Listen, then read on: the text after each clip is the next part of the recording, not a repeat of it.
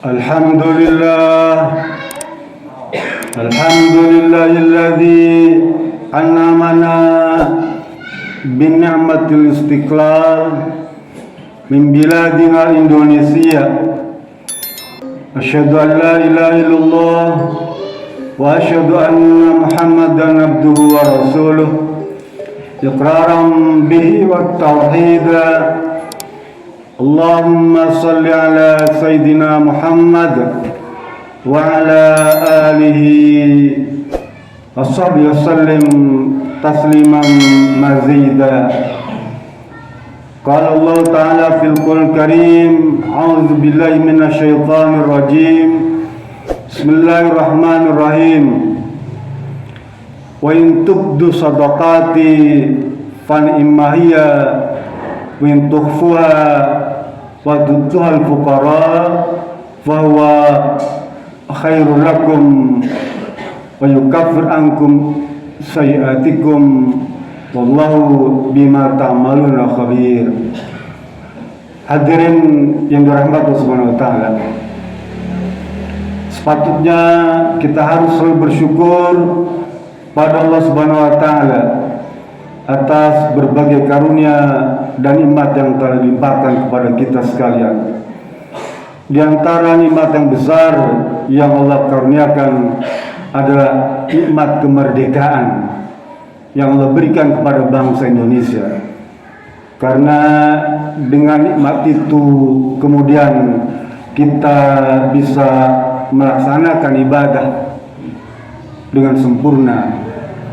Salah satu di antaranya adalah melaksanakan ibadah Jumat pada siang hari ini. Itu yang patut kita syukuri. Salawat serta salam semoga juga tercurah pada junjungan Nabi besar Muhammad SAW, keluarganya, para sahabatnya, dan semoga saja tercurah kepada kita sekalian selaku pengikut yang setia, yang tetap menteladani sikap dan perilaku beliau serta menjadikan Al-Quran dan As-Sunnah sebagai sumber hukumnya yang tertinggi. Hadirin sidang Jumat yang dirahmati Allah SWT, di antara teladan yang kita bisa petik dari pribadi Rasulullah SAW seperti yang dikemukakan oleh beliau, untuk bisa menyempurnakan ibadah yang kita kerjakan, salah satu diantaranya adalah dengan menyembunyikan ibadah itu agar tidak diketahui oleh orang lain. Karena dengan begitu maka ada ketulusan dan keikhlasan yang besar dari diri kita. Pada mukadimah khutbah tadi saya bacakan surat Al-Baqarah ayat 127. Allah berfirman, wa in tubdus shadaqati fa ni'ma hiya. Jika engkau memperlihatkan sedekahmu, ya, itu baik. Dalam rangka syiar atau memberikan contoh, kita tunjukkan bahwa kita telah sedekah.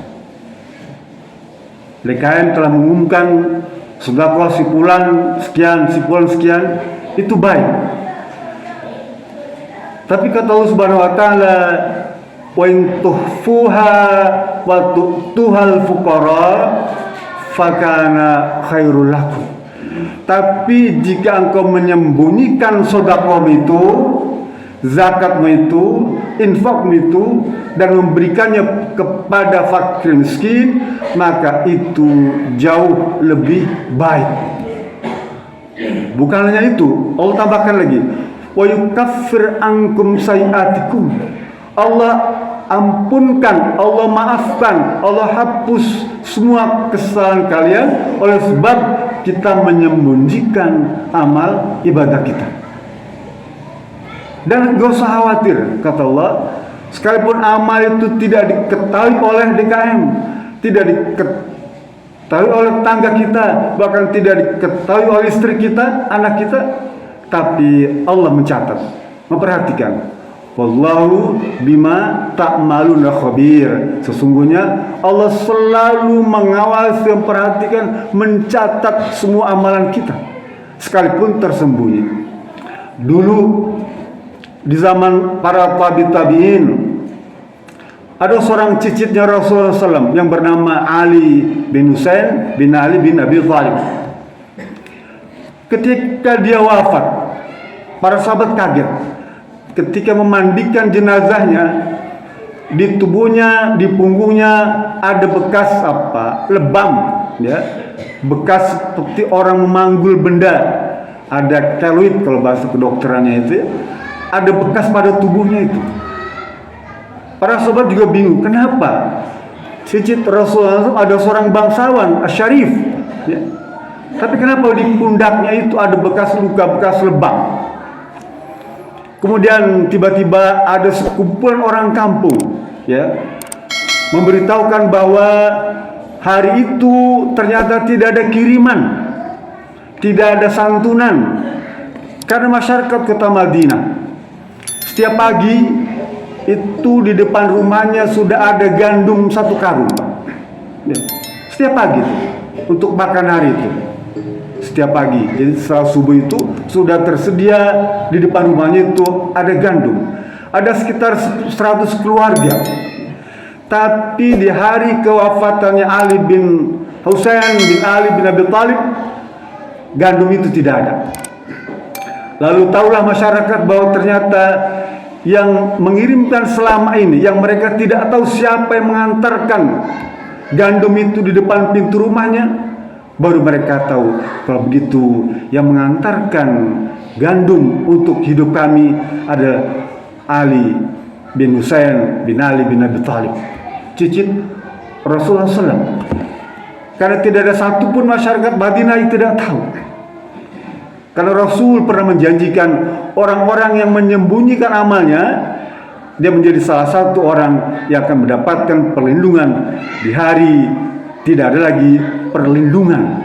Ada 7 golongan yang akan Allah berikan perlindungan di saat tidak ada yang bisa mampu melindunginya kecuali perlindungan dari Allah Subhanahu wa taala. Salah satunya kata Rasulullah SAW, rajulun tasaddaqa bi sadaqatin akhfa hatta la ta'lamuna shimaluhu ma yunfiku yaminuhu. Salah satu di antara 7 golongan yang akan mendapatkan perlindungan pada hari kiamat nanti adalah seorang laki-laki yang selalu memberikan sedekah, memberikan infak dengan tangan kanannya, tapi tangan kirinya tidak pernah tahu apa yang diinfakkan oleh tangan kanannya. Sekalipun jaraknya dekat antara tangan kanan dan tangan kiri, dekat sekali, tapi tangan kiri tidak tahu apa yang diinfakkan oleh tangan kanan, apa yang disedekahkan tangan kanan, apa yang disedekahkan oleh tangan kanan. Memang hadis ini kelihatannya nggak mungkin tangan kiri tidak tahu, tapi itu merupakan kinayah, gambaran bahwa sedekah yang terbaik itu yang tidak diketahui oleh orang-orang terdekatnya. Seperti halnya Ali bin Husain bin Ali bin Abi Thalib. Di dalam kitab Bidayah wa Nihayah, Al-Asystani, ya, dia senantiasa memberikan ceramah pada jamaah. Setiap kali dia menangis pada waktu menyampaikan ceramah membawa hadis itu, dia pura-pura flu, pura-pura batuk atau malingkan wajahnya agar tidak diketahui kalau dia sedang menangis. Ini adalah amalan-amalan utama yang kalau kita ingin meningkatkan kualitas amalnya. Daud bin Abidin selama 40 tahun dia berpuasa, 40 tahun berpuasa, puasa sunnah, dan tidak ada satupun yang tahu keluarganya, termasuk istrinya tidak tahu kalau dia sedang saum. Istrinya senantiasa memberikan bekal untuk makan siangnya di kantor, di pasar, di sawah. Tetapi oleh Daud bin Abidin, bekal istrinya itu tidak dimakan, justru disedekahkan kepada orang lain. Sementara dia selalu saum, pulang ke rumah istrinya pun tidak tahu. Dia makan malam, itulah tajilnya dia, bukannya dia. Ada banyak para sahabat yang menyembunyikan amal kebaikan. Bagaimana dengan kita?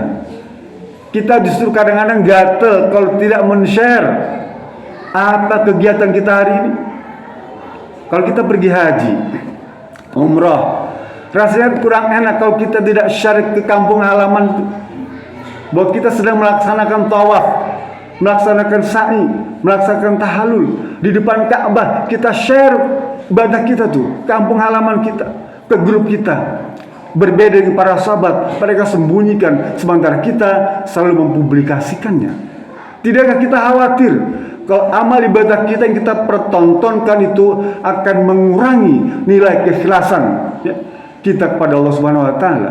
Kata Fudail bin Iyad ketika ditanya, "Ya Fudail, kira-kira amalan yang bagaimana yang utama itu, yang baik itu?" Kata beliau, "Akhlasuhu waswatuhu." Amal yang paling baik, yang utama itu adalah yang paling ikhlas, tidak dipengaruhi atau ada keinginan untuk diketahui orang, mengurangi nilai keikhlasan itu. Akhlasu wasatu, paling ikhlas dan paling sesuai dengan contoh Rasulullah SAW. Hadirin rahmatullah taala, mari kita sama-sama berusaha untuk tidak mempertontonkan ibadah kecuali dalam rangka syiar, dalam rangka dakwah. Selain itu, maka sembunyikanlah ibadah yang kita lakukan, khususnya ibadah-ibadah sunnah. Kata Rasulullah SAW dalam hadis yang lain, Imam Muslim meriwayatkan di sini, "Inna afdalas sholati sholatul mar'i fi baitihi illal maktubah." Sesungguhnya seutama-utama sholat adalah sholat yang dilakukan oleh seseorang di rumah, kecuali sholat wajib.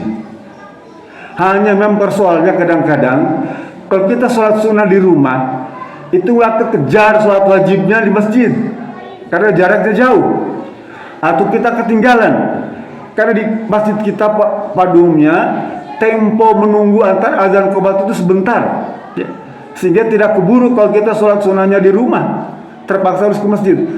Padahal kalau tempo menunggunya itu panjang, maka sholat di rumah akan jauh lebih baik. Hadir dalam Allah Subhanahu wa taala.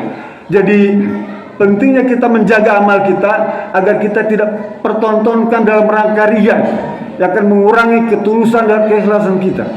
Yakinlah bahwa Allah akan mencatat itu semua, sekalipun kita sembunyikan amal kita, sekalipun amal kita tidak diketahui oleh orang lain. Maka kata Rasulullah, "Man istata'a ayakuna lahu khab'un min amali shalih falyaf'al." Siapa saja yang sanggup untuk menyembunyikan amal ibadah, amal shalih, amal baik, sanggup, mampu, siap, maka laksanakanlah. Karena dia jauh lebih besar keutamaan yang akan diberikan. Di samping juga kita akan mendapatkan perlindungan di hari tidak perlindungan kecuali perlindungan Allah Subhanahu wa taala. Para ulama menjelaskan tentang hadis ini bahwa perlindungan itu bukan hanya di akhirat, tapi di dunia pun akan Allah berikan perlindungan kalau memang tidak ada perlindungan kecuali perlindungan dari Allah Subhanahu wa taala. Contohnya, kalau ada gunung api meletus misalnya, atau ada gempa yang besar, atau banjir besar yang tidak ada satupun yang bisa mendapatkan perlindungan kecuali dari Allah Subhanahu wa taala. Orang yang senantiasa menyembunyikan amal ibadahnya, maka dia salah satu yang akan mendapatkan perlindungan dari Allah Subhanahu wa taala. Semoga saja kita termasuk di dalamnya yang senantiasa sanggup dan mampu menyembunyikan amal-amal ibadah kita. Itu saja. Barakallahu karim wa nafa'ani wa iyyakum bima fi min ayatil hakim. Taqabbal minna wa minkum tilawatu innahu was-sami'ul alim. Aqulu qali hadza fastaghfiru innahu al-ghafurur rahim. Alladzi hadana li hadza wa ma kunna linahtadiya laula an hadana Allah. Innallaha wa malaikatahu yusholluna 'alan nabi. Ya ayyuhalladzina amanu shallu 'alaihi wa sallimu taslima. Hadirin yang dirahmati Allah Subhanahu wa taala. pada khutbah kedua ini, Hatib ingin mengutip sebuah hadis yang diriwayatkan oleh Thalha bin Ubaidillah. Dia sahabat Rasulullah SAW, Thalha bin Ubaidillah. Kata Thalha bin Ubaidillah, saya heran kenapa Umar bin Khattab setiap malam selalu keluar rumahnya. Umar bin Khattab, sang khalifah ketika itu, setiap malam dia keluar rumah. Kemana dia bilang kira-kira orang ini? Ya. Kecurigaan itu kemudian membawa Thalha bin Ubaidillah pada suatu malam, dia ikuti dari belakang secara sembunyi-sembunyi, Pak. Kemudian sampailah Umar bin Khattab pada semua rumah gubuk di ujung desa. Dia masuk ke dalam. Ya. Kemudian besok paginya Thalha bin Ubaidillah mendatangi rumah gubuk di ujung kampung itu. Ketika itu di dalamnya ada seorang wanita buta, sudah tua, tidak mampu mengerjakan apa-apa. Lalu ditanya oleh Thalha, wahai Ummu Fulan, apa yang dilakukan oleh pria tadi malam itu? Maksudnya Umar bin Khattab. Kata ibu-ibu tadi, wanita tua tadi, dialah yang selama ini selalu memenuhi kebutuhan hidupku. Dialah yang selalu membawakan segala macam keperluan makanku, minumku, semuanya dia bawa untukku. Setiap hari selama bertahun-tahun. Taulah kemudian apa yang dilakukan Umar bin Khattab, Thalha bin Ubaidillah. Jadi amalan yang pernah dicontohkan oleh Rasulullah SAW dan para sahabat dapat menyembunyikan amal itu, khususnya sedekah, karena kita akan mendapatkan jaminan dari Allah Subhanahu wa taala. Semoga saja kita juga termasuk di dalamnya orang-orang yang senantiasa ingin punya keinginan, punya niat, punya hasrat untuk melaksanakan amal ibadah, khususnya sedekah, tanpa diketahui oleh orang lain. Mari kita sama-sama tutup dengan munajat kepada Allah Subhanahu wa taala. Allahumma shalli ala Muhammadin wa radhiyallahu tabaraka wa ta'ala sadatin wa rasul ajmain. Allahumma fir muslimin wal muslimat wal mu'minin wal mu'minat al-ahya minhum wal amwat innaka samiun qaribun mujibud da'wat ya qadiyal hajat. Allahumma aftah alaina futuhal arifin warzuqna fahman nabiyyin bijaika khatamil mursalin. Allahumma faqihna fid din wa alimna ta'wil wahdina siratal mustaqim. Allahumma arinal haqqa warzuqna tiba'ah wa arinal batila batila warzuqna tinabah. Allahumma ja'alna jamana jam marhuma wa tafruqan mutafarriqan masuma. Rabbana hab lana min azwajina min dzurriyyatina qurrata a'yun waj'alna muttaqina imama. Alhamdulillahirabbil alamin. Ibadallah